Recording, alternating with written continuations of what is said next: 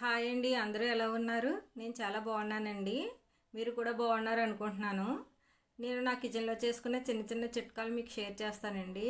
చూడండి, నచ్చితే ట్రై చేయండి. ఏమీ లేదండి, పాలు కాచేటప్పుడు పాలు పొంగిపోతూ ఉంటాయి. మనకి అక్కడే ఉండి పాలు కాసుకోవాల్సి వస్తుంది. అలా కాకుండా పాలు పొంగేటప్పుడు ఒక స్టీల్ గరిటె అందులో వేయండి. పాలు పొంగకుండా సమానంగా మరుగుతూ ఉంటాయి. మనం ఏదైనా పని చేసుకొచ్చేటప్పుడు పాలు మరిగిపోయి ఉంటాయి. ఈ చిట్కా పాటించండి, చాలా సింపుల్ చిట్కా. తర్వాత మనకి బియ్యంలో పురుగులు పట్టేస్తూ ఉంటాయండి. పురుగులు పట్టకుండా ఉండాలంటే మనం టిష్యూ పేపర్ తీసుకుని అందులో చిన్న అల్లం ముక్క, అనాస పువ్వు, మరాఠీ మొగ్గ వేసి బియ్యంలో పెట్టండి. పురుగులు పట్టకుండా ఉండి చాలా కాలం ఫ్రెష్గా నిలవగా ఉంటాయి బియ్యం కూడాను. ఈ చిట్కా ట్రై చేయండి, బాగుంటుంది. తర్వాత మనకి అల్లం పేస్టు చాన్నాళ్ళు నిలవ ఉండడానికి చేసుకుంటూ ఉంటామండి ఒక్కొక్కసారి. అలాగ నిలవ ఉండాలంటే ఆ అల్లం పేస్ట్లో కొంచెం ఆయిల్ పోయండి. ఆయిల్ పోసి కలిపేసి ఫ్రిడ్జ్లో పెట్టండి. ఇది చాన్నాళ్ళు ఫ్రెష్గా ఉంటుంది, నిలవ కూడా ఉంటుందండి. వాడుకోవడానికి కూడా బాగుంటుంది, స్మెల్ అది రాదు. తర్వాత మనకి అరటిపళ్ళు వేసవికాలం తీసుకున్నప్పుడు ఎక్కువగా మగ్గిపోతూ ఉంటాయండి, అసలు నిలవ ఉండవు. వాటిని ఏం చేయాలంటే అండి, ఒక టిష్యూ పేపర్ తీసుకోండి. దాన్ని అరటిపళ్ళు కాడలకు చుట్టండి. కిందన దగ్గరికి చుట్టేసి దాని మీద కొంచెం వాటర్ చల్లండి. వాటర్ చల్లేసి ఒక తాడుకి వేలాడదీయండి. అరటిపళ్ళు గాలికి వేలాడదీయండి. అప్పుడు అరటిపళ్ళు ఫ్రెష్గాను ఉంటాయి, మగ్గిపోకుండా ఉంటాయండి. వేసవికాలం కొన్నాళ్ళు నిల్వ ఉంటాయి, ఒక 2-3 రోజులు పాడవకుండా ఉంటాయి. ఈ చిట్కా చేసి చూడండి, మీకే తెలుస్తుంది. ఆ తర్వాత మనం వంటగదిలో చేసుకున్న మరో చిట్కా అండి, స్టీల్ వాటర్ బాటిల్ వాడుతూ ఉంటాం కదండి. అది చాలా స్మెల్ వచ్చేస్తూ ఉంటుంది ఒక్కొక్కసారి. ఎంత క్లీన్ చేసినా సరే స్మెల్ పోదు. అలాంటప్పుడు ఒక బిర్యానీ ఆకు కాల్చేసి ఆ బాటిల్లో పోయేసి ఒక 5 నిమిషాలు పక్కన పెట్టేయండి. ఆ తర్వాత ఆ బాటిల్ని వాటర్తో క్లీన్ చేయండి. తర్వాత కొన్ని బియ్యం కూడా వేయండి. అందులోని లిక్విడ్ కాకుండా బియ్యం వేయండి. బియ్యం వేసి శుభ్రంగా ఫ్రెష్ చేసేసి కడిగేయండి. కడిగేస్తే వాటర్ బాటిల్ చాలా తెల్లగా వస్తుంది, లోన స్మెల్ కూడా రాదండి, ఫ్రెష్గా ఉంటుంది బాటిల్ లోన అంతాను. ఒకసారి ట్రై చేసి చూడండి, మీకే తెలుస్తుంది తేడా. అంతేనండి, బాటిల్ ఇప్పుడు ఫ్రెష్గా అయిపోయింది. కడిగితేని చూడండి లోన ఎంత తెల్లగా ఉంటుందో, ఎంత తెల్లగా వచ్చిందో. ఇలాంటి చిన్న చిన్నవన్నీ చేసుకుంటూ ఉంటే మనకి పనులు కూడా సులువుగా అయిపోతూ ఉంటాయండి. అస్తమాను కష్టపడక్కర్లేదు, అప్పుడప్పుడు చేసుకుంటూ ఉండాలి ఇలాంటివన్నీ. తర్వాత మనకి కూరగాయలు కోసుకునే చాకులండి, అవి ఒక్కోసారి తుప్పు పెట్టేస్తాయి, తెగవు. అలాంటిటప్పుడు ఏం చేయాలంటే అండి, కొంచెం ఏడు వాటర్ వేయండి. వేసి అందులో వెనిగరు, బేకింగ్ సోడా వేయండి. ఆ చాకుల్ని ఒక అరగంట సేపు పక్కన పెట్టేయండి. దానికి ఉన్న తుప్పు లేకపోతే ఏమైనా అంటుకున్న మరకలు అన్నీ పోతాయండి. తర్వాత టిష్యూ పేపర్లో కొద్దిగా సాల్ట్ వేసి ఆ చాకుల్ని బాగా రుద్దండి. రుద్దితే అప్పుడు ఆ చాకులకి పొదును వస్తుందండి, వాటికి ఉన్న తుప్పు కూడా వదిలిపోతుంది, మళ్ళీ కొత్త వాటిలాగా మెరుస్తాయి. చాకు తెగడం కూడా చాలా బాగా చేస్తుందండి, షార్ప్గా తెగిపోతుంది. ఈ చిట్కా చేసి చూడండి, చాకులు ఎంత తెల్లగా వచ్చేస్తాయో, ఎంత బాగా తెగుతాయో మీకే తెలుస్తుంది.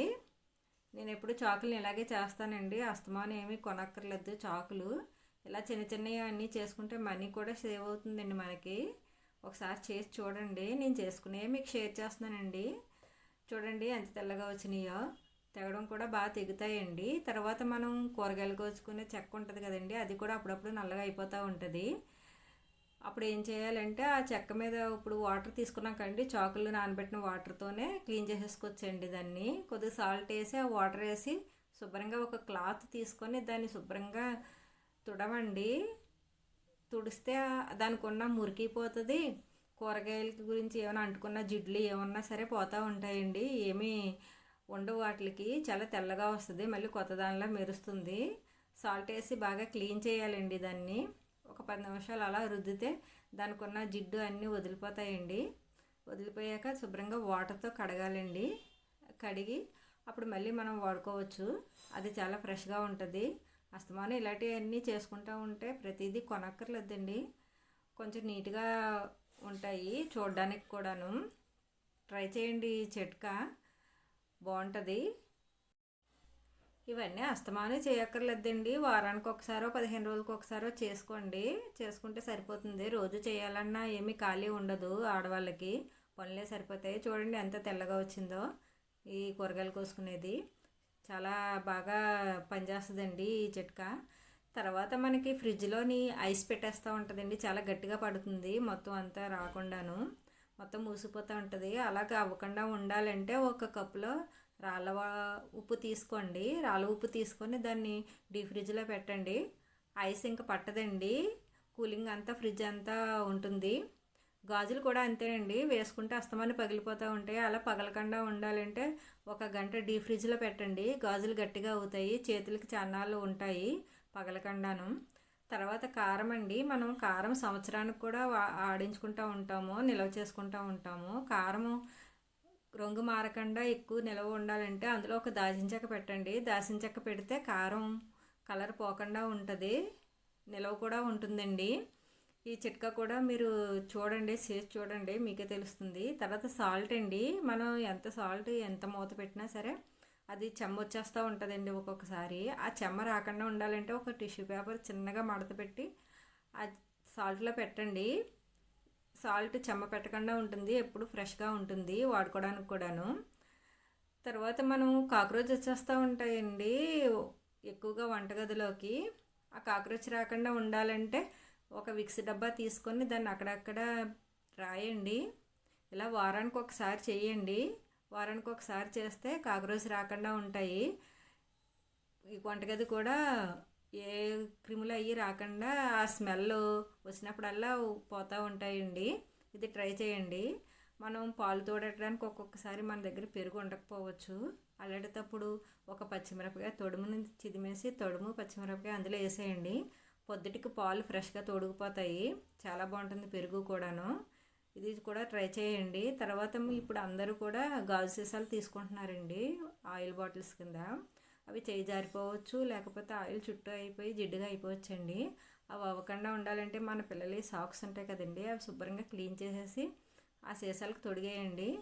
తొడిగేస్తే చూడడానికి అందంగానూ ఉంటాయి, జిడ్డు కూడా పట్టదండి. ఏమైనా నూనె కారినా ఆ సాక్స్కి ఉండిపోతుంది, మనం తీసుకొని క్లీన్ చేసేసుకోవచ్చు మళ్ళీని. ఇవి చూడండి, చూడడానికి కూడా ఎంత బాగుందో ఆయిల్ బాటిల్. ఇలా చేయండి, బాటిల్స్ జిడ్డు పట్టవండి. ఇవేనండి నా చిట్కాలు నేను చేసుకునేవి. వీడియో నచ్చితే కనుక షేర్ చేసి లైక్ చేసి సబ్స్క్రైబ్ చేయండి. బాయ్ అండి.